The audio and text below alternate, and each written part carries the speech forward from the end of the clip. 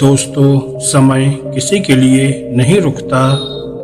कहते हैं कि जो समय बीत गया वो कभी वापस नहीं आता, और यही छोटी सी बात हमें हमेशा ये याद दिलाती है कि हमें अपने आज के समय का किस प्रकार सदुपयोग करना है, ताकि भविष्य में हम कभी भी बीते समय को लेकर परेशान ना हों।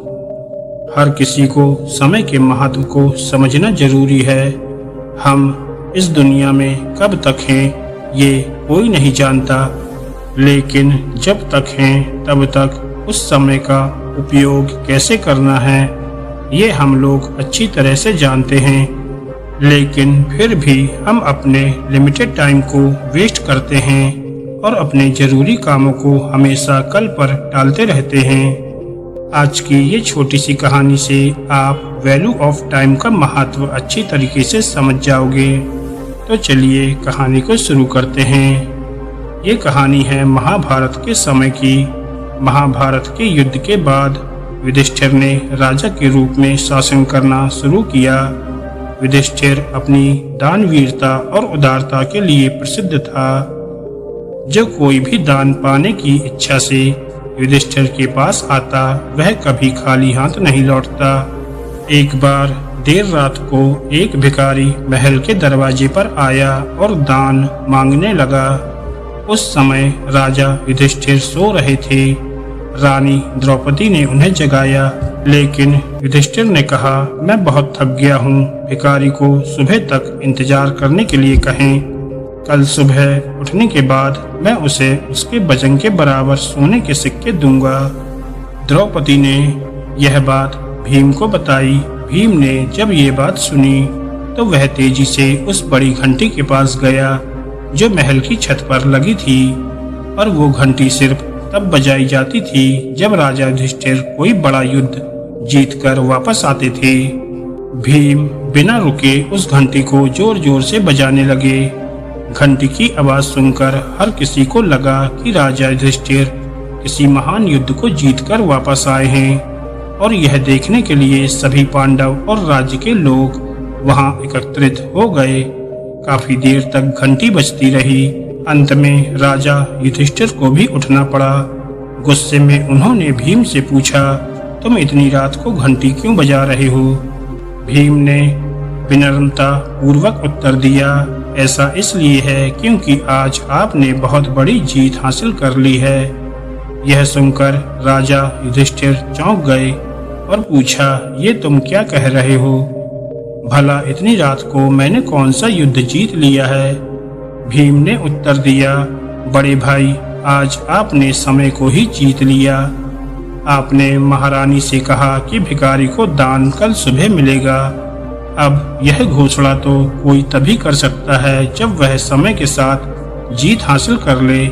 क्या आपको यकीन है कि कल सुबह तक आप दान देने के लिए जीवित रहेंगे, और या फिर ये भिखारी इसे प्राप्त करने के लिए जीवित रहेगा?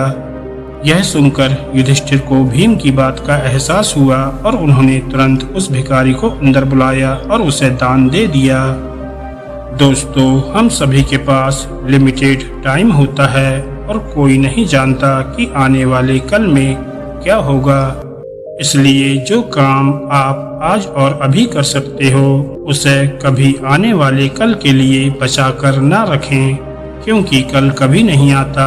हमारी जिंदगी हमारे आज से ही चलती है। अगर जिंदगी को बेहतर तरीके से जीना है तो हमेशा आज में जिए।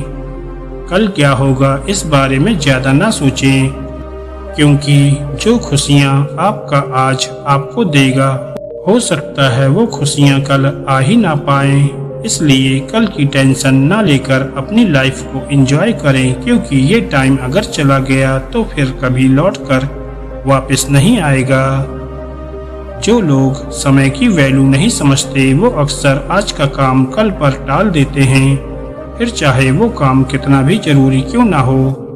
ऐसे लोग खुद का समय तो बर्बाद करते ही हैं और साथ ही वो दूसरों का समय भी बर्बाद कर देते हैं।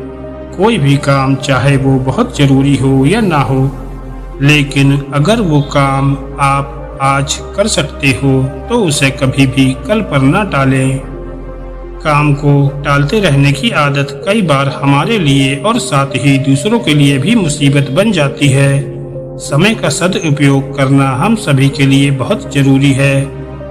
बर्बाद हुआ समय कभी लौटकर वापस नहीं आ सकता। जो काम सही समय पर हो सकता है उसे करने में कभी देरी न करें। जो लोग अपने समय का सही उपयोग करना जानते हैं वो जिंदगी में कभी भी समय का रोना नहीं रोते, क्योंकि उनका हर काम उनकी सोच और समय के हिसाब से सही होता है। वरना आपको बहुत से ऐसे लोग भी मिल जाएंगे जो हर वक्त यही कहते रहते हैं कि मेरे पास तो टाइम ही नहीं है। टाइम सबके पास बराबर होता है। हर किसी को दिन के 24 घंटे ही मिले हैं। बस ये हम पर डिपेंड करता है कि इन 24 घंटों को हमें किस तरह से बिताना है। अपने समय का ध्यान रखने और जितना हो सके समय रहते ही सारे कामों को पूरा कर लें, ताकि आपके पास जिंदगी को जीने का भी वक्त रहे। दोस्तों, आपको ये कहानी कैसी लगी हमें कमेंट करके जरूर बताएं। और वीडियो अच्छी लगी हो तो वीडियो को लाइक करें और चैनल को सब्सक्राइब करें। धन्यवाद दोस्तों।